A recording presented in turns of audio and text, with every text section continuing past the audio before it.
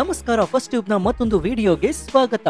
ಒಂದ್ ಕಡೆ ಪಾಕ್ ಆಕ್ರಮಿತ ಕಾಶ್ಮೀರ ಪ್ರದೇಶದಲ್ಲಿ ಬೆಂಕಿಯಂತಹ ವಾತಾವರಣ ಸೃಷ್ಟಿಯಾಗಿದೆ. ಇಡೀ ಪಾಕಿಸ್ತಾನ ಸರ್ಕಾರ ಹಾಗೂ ಸೇನೆಗೆ ನುಂಗಲಾಗದ ತುತ್ತಾಗಿದ್ರೆ, ಅದೇ ರೀತಿ ಈಗ ನಮ್ಮ ನೆರೆಯ ರಾಷ್ಟ್ರವಾಗಿರುವಂತಹ ಬಾಂಗ್ಲಾದೇಶದಲ್ಲೂ ಕೂಡ ದೊಡ್ಡ ಕೋಲಾಹಲ ಶುರುವಾಗಿದೆ. ಬಾಂಗ್ಲಾದೇಶದ ಒಳಗೆ ಇರುವಂತಹ ಬುಡಕಟ್ಟು ಸಮುದಾಯವಾದಂತಹ ಚಕ್ಮಾಗಳು ಹಾಗೂ ಅಲ್ಲಿನ ಇತರ ಬುಡಕಟ್ಟು ಜನಾಂಗದವರು ಯುನಸ್ ಸರ್ಕಾರದ ವಿರುದ್ಧ ತಿರುಗಿಬಿದ್ದಿದ್ದಾರೆ. ಅಲ್ಲಿ ಭೀಕರ ಹಿಂಸಾಚಾರ ಕೂಡ ಪ್ರಾರಂಭವಾಗಿದೆ. ಕಳೆದ ವಾರವಷ್ಟೇ ಈ ಗಲಭೆಯಲ್ಲಿ ಬೆಂಕಿ ಬಿದ್ದು 3 ಜನ ಪ್ರಾಣ ಕಳೆದುಕೊಂಡಿದ್ರು. ಪರಿಸ್ಥಿತಿ ಕೈಮೀರಿ ಹೋಗಿದ್ದಕ್ಕೆ ಬಾಂಗ್ಲಾದೇಶ ಸೇನೆಯಲ್ಲಿ ಗುಂಡು ಹಾರಿಸಿತ್ತು. ಆದ್ರೆ ಸದ್ಯದ ಪರಿಸ್ಥಿತಿಯಲ್ಲಿ ಅಲ್ಲಿ ಶಾಂತಿ ನೆಲೆಸಿಲ್ಲ. ಅಲ್ಲಿ ಯಾವಾಗ ಬೇಕಾದ್ರೂ ಮತ್ತೊಂದು ದಂಗೆ ಭುಗಿಲೇಳೋ ಲಕ್ಷಣಗಳು ಸ್ಪಷ್ಟವಾಗಿ ಕಾಣಿಸ್ತಾ ಇದೆ. ಈ ಉದ್ವಿಗ್ನ ಪರಿಸ್ಥಿತಿಯ ನಡುವೆಯೇ ಬಾಂಗ್ಲಾದೇಶದ ಸರ್ಕಾರ ಈಗ ಒಂದು ವಿಚಿತ್ರ ನಡೆಯನ್ನ ಇಟ್ಟಿದೆ. ಈ ಎಲ್ಲಾ ಗಲಾಟೆಗಳಿಗೆ ಭಾರತದ ಮೇಲೆ ನೇರವಾಗಿ ಗೂಬೆಯನ್ನ ಕೂರಿಸಿದೆ. ಇದಕ್ಕೆಲ್ಲ ಭಾರತ ಕಾರಣ. ಭಾರತ ನಮ್ಮ ಬಾಂಗ್ಲಾವನ್ನ ಒಡೆಯೋದಕ್ಕೆ ಪ್ರಯತ್ನಿಸ್ತಾ ಇದೆ ಅನ್ನುವಂತಹ ಗಂಭೀರವಾದಂತಹ ಆರೋಪವನ್ನ ಮಾಡಿದ್ದಾರೆ. ಆದ್ರೆ ಭಾರತ ಕೂಡ ಇದಕ್ಕೆ ಸುಮ್ಮನೆ ಕೂತಿಲ್ಲ.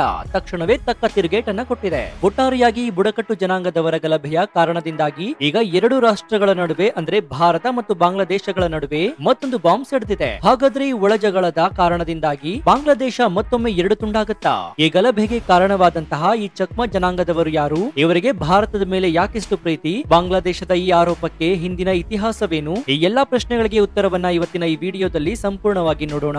ಆದ್ರೆ ಅದಕ್ಕೂ ಮುನ್ನ ಪ್ರಧಾನಿ ನರೇಂದ್ರ ಮೋದಿ ಅವರ ಸಾರಥ್ಯದಲ್ಲಿ ಭಾರತ ಸದೃಢವಾಗಿದೆ ಅಂತ ನಿಮ್ಗನ್ಸಿದ್ರೆ ಕಮೆಂಟ್ ಮಾಡಿ ಹಾಗೂ ವಿಡಿಯೋಗೆ ಲೈಕ್ ಕೊಡಿ. ಸ್ನೇಹಿತರೆ, ಬಾಂಗ್ಲಾದೇಶದ ಚಿತ್ತಗಂಗ್ ಮತ್ತು ಅದರ ಸುತ್ತಮುತ್ತಲಿನ ಪರ್ವತ ಪ್ರದೇಶ ಈಗ ನೋಡುವುದಕ್ಕೆ ಶಾಂತವಾಗಿದ್ರೂ ಕೂಡ ಒಳಗೊಳಗೆ ಬೂದಿ ಮುಚ್ಚಿದ ಕೆಂಡದಂತಾಗಿದೆ. ಈ ಪರಿಸ್ಥಿತಿಗೆ ಕಳೆದ ವಾರದಲ್ಲಿ ಅಲ್ಲಿ ನಡೆದ ಭೀಕರ ಹಿಂಸಾಚಾರವೇ ಮುಖ್ಯ ಕಾರಣ. ಚಿತ್ತಗಾಂಗ್ ಪ್ರದೇಶ ಮುಖ್ಯವಾಗಿ ಬೆಟ್ಟಗುಡ್ಡಗಳಿಂದ ಆವೃತವಾದಂತಹ ಪ್ರದೇಶ. ಈ ಭಾಗದಲ್ಲಿ ಕಾಗರಚರಿ ಎನ್ನುವಂತಹ ಒಂದು ಜಿಲ್ಲೆ ಬರುತ್ತೆ. ಈ ಕಾಗರಚರಿ ಜಿಲ್ಲೆ ಭಾರತ ಮತ್ತು ಮಯನ್ಮಾರ್ಗೆ ತಾಗಿಕೊಂಡಿದೆ. ಅಂದ್ರೆ ಗಡಿಗೆ ತುಂಬಾನೇ ಹತ್ತಿರವಾಗಿದೆ. ಈ ಜಿಲ್ಲೆಯಲ್ಲಿ ಸುಮಾರು 7 ಲಕ್ಷಕ್ಕೂ ಹೆಚ್ಚು ಜನ ವಾಸ ಮಾಡ್ತಾ ಇದ್ದು, ಇವರಲ್ಲಿ ದೊಡ್ಡ ಪ್ರಮಾಣದಲ್ಲಿ ಬುಡಕಟ್ಟು ಜನಾಂಗದವರೇ ಇದ್ದಾರೆ. ಈ ಜಿಲ್ಲೆ ಬಾಂಗ್ಲಾದೇಶದ ಪಾಲಿಗೆ ತುಂಬಾ ಸೂಕ್ಷ್ಮ ಪ್ರದೇಶವಾಗಿದೆ. ಯಾಕಂದ್ರೆ ಇಲ್ಲಿ ಜನಸಂಖ್ಯಾ ಪ್ರಮಾಣ ಸ್ವಲ್ಪ ಗೊಂದಲಮಯವಾಗಿದೆ. ಸುಮಾರು 51% ರಷ್ಟು ಬೆಂಗಾಲಿ ಮುಸ್ಲಿಮರು ಇದ್ದಾರೆ. ಸುಮಾರು 24% ರಷ್ಟು ಚಕ್ಮಾಗಳು ಇದ್ದಾರೆ. 13% ರಷ್ಟು ತ್ರಿಪುರ ಜನಾಂಗದವರಿದ್ದಾರೆ. ಹಾಗೆ 10% ರಷ್ಟು ಮಾರ್ಮಾ ಜನಾಂಗದವರಿದ್ದಾರೆ. ಸ್ವಾತಂತ್ರ್ಯ ಬರೋದಕ್ಕಿಂತ ಮೊದಲಿನಿಂದಲೂ ಕೂಡ ಈ ಪ್ರದೇಶದಲ್ಲಿ ಆಗಾಗ ಸಣ್ಣ ಮಟ್ಟದ ಘರ್ಷಣೆಗಳು, ಕದನಗಳು ನಡೀತಾನೆ ಇದ್ವು. ಕೆಲವೇ ವರ್ಷಗಳ ಹಿಂದೆ ಕೂಡ ಈ ಪ್ರದೇಶವು ಭೀಕರವಾದಂತಹ ಯುದ್ಧ ಸನ್ನಿವೇಶವನ್ನ ಕಂಡಿದೆ. ಅದರ ಬಗ್ಗೆನೂ ಕೂಡ ನಿಮ್ಗೆ ಮುಂದೆ ಹೇಳ್ತಾ ಹೋಗ್ತೀವಿ. ಆದ್ರೆ ಕಳೆದ ಭಾನುವಾರ ಈ ಪ್ರದೇಶದಲ್ಲಿ ದಿಢೀರನೆ ಭಯಾನಕ ಹಿಂಸಾಚಾರ ಉಂಟಾಗಿ ಸಾಕಷ್ಟು ಡ್ಯಾಮೇಜ್ ಆಯಿತು. ಅದಕ್ಕೆ ಸೆಪ್ಟೆಂಬರ್ 23ನೇ ತಾರೀಕು ಗುರುವಾರ ನಡೆದಂತಹ ಒಂದು ಘಟನೆಯೇ ಮುಖ್ಯ ಕಾರಣವಾಗಿತ್ತು. ಹಾಗಾದ್ರೆ ಅವತ್ತು ಏನ್ ನಡೆದಿತ್ತು?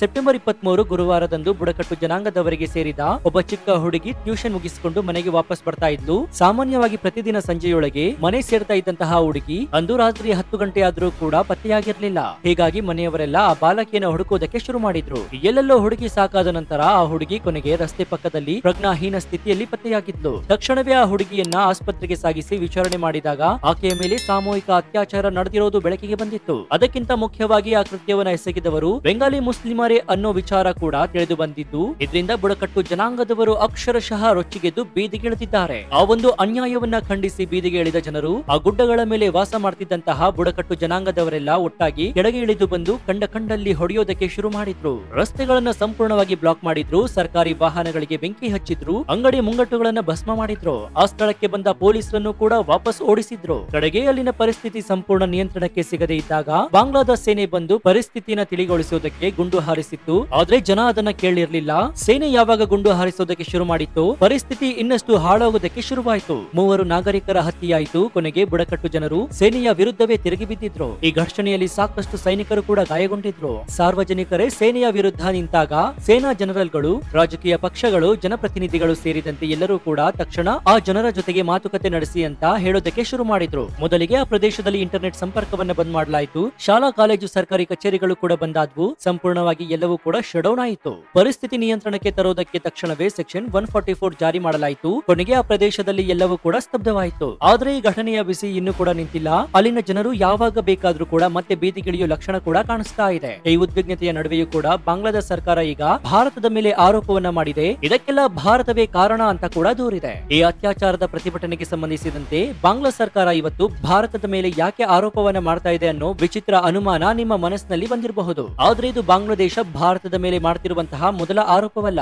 ಇಲ್ಲಿ ಸಣ್ಣದೊಂದು ಹೋರಾಟ ಆದ್ರೂ ಕೂಡ ಅದರ ಹಿಂದೆ ಭಾರತವೇ ಇದೆ ಅಂತ ಬಾಂಗ್ಲಾ ಸರ್ಕಾರ ಪದೇ ಪದೇ ಹೇಳ್ತಾನೆ ಇರುತ್ತೆ. ಇದಕ್ಕೆ ಮುಖ್ಯ ಕಾರಣ ಈ ಬುಡಕಟ್ಟು ಜನಾಂಗದವರಿಗೂ ಹಾಗೂ ಭಾರತಕ್ಕೂ ಸಾಂಸ್ಕೃತಿಕವಾಗಿ ಹಾಗೂ ರಾಜಕೀಯವಾಗಿ ಒಂದು ಗಟ್ಟಿಯಾದಂತಹ ಸಂಬಂಧ ಇದೆ. ಮೊದಲಿನಿಂದಲೂ ಕೂಡ ಇಲ್ಲಿನ ಬುಡಕಟ್ಟು ಜನಾಂಗದ ಜನ ಭಾರತದ ಮೇಲೆ ಒಲವನ್ನ ಹೊಂದಿದ್ದಾರೆ. ಅಂದಹಾಗೆ ಈ ಚಿತ್ತಗಂಗ್ ಹಿಲ್ ಬಾಂಗ್ಲಾದೇಶದ ಪಾಲಿಗೆ ಪಾಕಿಸ್ತಾನದ ಬಲೂಚಿಸ್ತಾನದಷ್ಟೇ ಸೂಕ್ಷ್ಮ. ಇಲ್ಲಿನ ಬುಡಕಟ್ಟು ಜನರು ಹಾಗೂ ಮೇನ್ಲ್ಯಾಂಡ್ ನ ಬಾಂಗ್ಲಾ ಜನರಿಗೂ ಕೂಡ ಬಹಳ ವ್ಯತ್ಯಾಸಗಳಿವೆ. ಧಾರ್ಮಿಕವಾಗಿ ಹಾಗೂ ಸಾಂಸ್ಕೃತಿಕವಾಗಿ ಬೆಂಗಾಲಿ ಮುಸ್ಲಿಮರು ಇದನ್ನ ಸಂಪೂರ್ಣವಾಗಿ ಬೇರೆ ಇದ್ದಾರೆ. ಇವರಲ್ಲಿ ಹೆಚ್ಚಿನವರು ಹಿಂದೂ ಧರ್ಮವನ್ನ ಪಾಲಿಸ್ತಾರೆ, ಇನ್ನು ಕೆಲವರು ಬೌದ್ಧ ಧರ್ಮವನ್ನ ಪಾಲಿಸ್ತಾರೆ. ಪಾಕಿಸ್ತಾನ ಇದ್ದಾಗ ಅಂದ್ರೆ ಬಾಂಗ್ಲಾದೇಶ ಹುಟ್ಟೋದಕ್ಕೂ ಮೊದಲಿನಿಂದಲೂ ಕೂಡ ಇಲ್ಲಿನ ಜನ ತಮ್ಮ ಹಕ್ಕುಗಳಿಗಾಗಿ ಹೋರಾಟ ಮಾಡ್ತಾನೆ ಇದ್ರು. ಆದ್ರೆ 1971ರಲ್ಲಿ ಭಾರತವೇ ಮಧ್ಯ ಪ್ರವೇಶಿಸಿ ಪಾಕಿಸ್ತಾನದಿಂದ ಬಿಡಿಸಿ ಬಾಂಗ್ಲಾದೇಶಕ್ಕೆ ಜನ್ಮ ಕೊಟ್ಟ ನಂತರ ಈ ಹೋರಾಟ ಇನ್ನಷ್ಟು ತೀವ್ರವಾಯಿತು.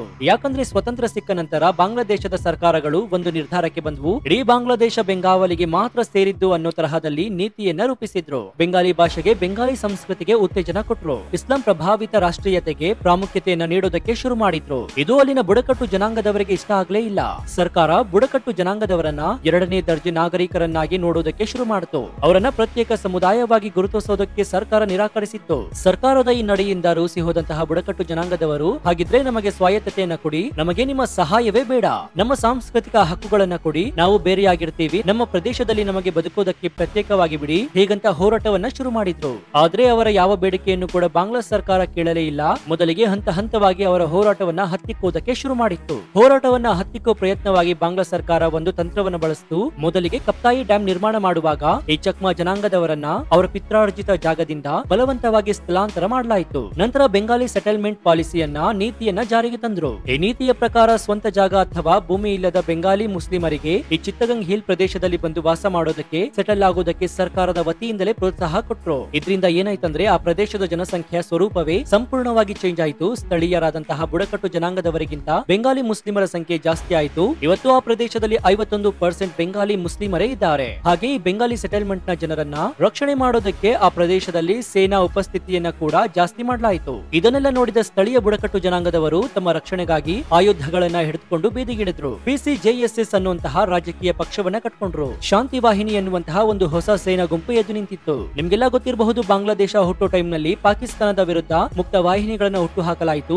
ಅದೇ ಮಾದರಿಯಲ್ಲಿ ಈಗ ಬಾಂಗ್ಲಾ ಸರ್ಕಾರದ ವಿರುದ್ಧ ಶಾಂತಿ ವಾಹಿನಿ ಉಟ್ಕೊಂಡಿದೆ, ಹೋರಾಟವನ್ನ ಶುರು ಮಾಡಿತ್ತು. 1977ರಲ್ಲಿ ಈ ಶಾಂತಿ ವಾಹಿನಿ ಬಾಂಗ್ಲಾ ಸರ್ಕಾರದ ವಿರುದ್ಧ ಗೆರಿಲ್ಲಾ ಮಾದರಿಯಂತಹ ದಂಗೆಯನ್ನ ಮಾಡಿತ್ತು. ಜುಮ್ಮಾ ಜನರಿಗೆ ಅವರ ಹಕ್ಕು ಮತ್ತು ಸ್ವಾಯತ್ತತೆಯನ್ನ ಕೊಡಿ ಅಂತ ಡಿಮ್ಯಾಂಡ್ ಮಾಡಿದ್ರು. ಆದ್ರೆ ಬಾಂಗ್ಲಾ ಸೇನೆ ಇದಕ್ಕೆ ಒಪ್ಪಿರಲಿಲ್ಲ. ಈ ಜನರ ವಿರುದ್ಧ ಒಂದು ದೊಡ್ಡ ಮಿಲಿಟರಿ ಆಪರೇಷನ್ ಅನ್ನ ಮಾಡಿತ್ತು. ಸಾವಿರಾರು ಜನರನ್ನ ಮುಗಿಸಲಾಗಿತ್ತು. ಅನೇಕ ಜನರು ಕಣ್ಮರೆಯಾಗಿದ್ರು. ಎಲ್ಲಿ ಹೋದ್ರು ಅಂತಾನೆ ಗೊತ್ತಾಗ್ಲಿಲ್ಲ. ಇಲ್ಲಿ ಮಾನವ ಹಕ್ಕುಗಳ ಉಲ್ಲಂಘನೆಯಂತೂ ಕೇಳೋದೇ ಬೇಡ. ಈ ಎಲ್ಲಾ ಸಂಘರ್ಷಗಳು ಸುಮಾರು 2 ದಶಕಗಳ ಕಾಲ ನಡೆದ ನಂತರ ಬಾಂಗ್ಲಾ ಸರ್ಕಾರ ಮತ್ತು ಈ PCJSS ನಡುವೆ 1997ರಲ್ಲಿ ಶೇಖ್ ಹಸೀನಾ ಅವರು ಪ್ರಧಾನಿಯಾಗಿದ್ದ ಟೈಮ್ ನಲ್ಲಿ ಒಂದು ಚಿತ್ತಗಂಗ್ ಹಿಲ್ ಶಾಂತಿ ಒಪ್ಪಂದಕ್ಕೆ ಸಹಿ ಹಾಕಲಾಗಿತ್ತು. ಈ ಒಪ್ಪಂದದ ಅಡಿಯಲ್ಲಿ ಬಾಂಗ್ಲಾ ಸರ್ಕಾರ ಈ ಬುಡಕಟ್ಟು ಜನರಿಗೆ ಅನೇಕ ಭರವಸೆಗಳನ್ನ ಕೊಡ್ತು.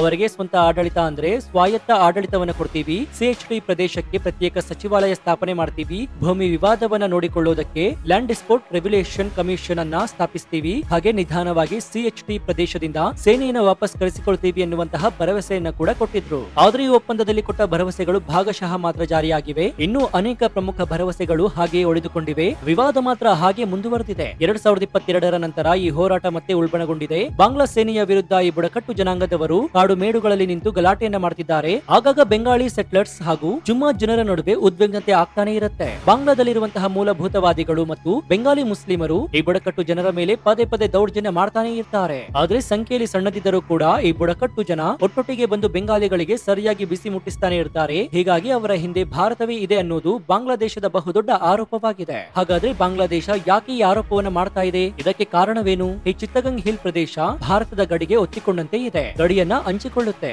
ಬಾಂಗ್ಲಾದೇಶದ ಮೂಲಭೂತವಾದಿಗಳು ಇಲ್ಲಿ ಎಥ್ನಿಕ್ ಕ್ಲೆನ್ಸಿಂಗ್ ಅಂದ್ರೆ ಅಲ್ಲಿನ ಮೂಲ ನಿವಾಸಿಗಳನ್ನ ಕಣ್ಮರೆ ಮಾಡಿ ನಾಶ ಮಾಡಿ ಓಡಿಸಿ ಹೊರಗಿನವರನ್ನ ತಂದು ಅಲ್ಲಿ ಸೆಟಲ್ ಮಾಡೋಕೆ ಶುರು ಮಾಡಿದ ಮೇಲೆ ಇಲ್ಲಿನ ಜನ ಭಾರತದ ಕಡೆಗೆ ವಲಸೆ ಬರಲು ಶುರು ಮಾಡಿದ್ರು. 1970ರಿಂದ 80ರ ದಶಕದಲ್ಲಂತೂ ಇದು ಲಕ್ಷ ಲಕ್ಷ ಸಂಖ್ಯೆಯಲ್ಲಾಗಿತ್ತು. ಇವತ್ತಿನ ತ್ರಿಪುರಾ, ಮಿಜೋರಾಂಗಳ ಮೂಲಕ ಬಂದು ಅರುಣಾಚಲ ಪ್ರದೇಶದಲ್ಲಿ ಇವರು ನೆಲೆಸಿದ್ದಾರೆ. ಇವತ್ತಿಗೂ ಅವರಿಗೆ ಅಲ್ಲಿ ರೆಫ್ಯೂಜಿ ಕ್ಯಾಂಪ್ಗಳಲ್ಲಿ ಆಶ್ರಯ ಕೊಡಲಾಗ್ತಾ ಇದೆ. ಆದ್ರೆ ಈ ಜನರ ಜೊತೆ ಭಾರತಕ್ಕೆ ಸಾಂಸ್ಕೃತಿಕ ಮತ್ತು ಸಾಮಾಜಿಕ ಸಂಪರ್ಕ ಗಟ್ಟಿಯಾಗಿದೆ.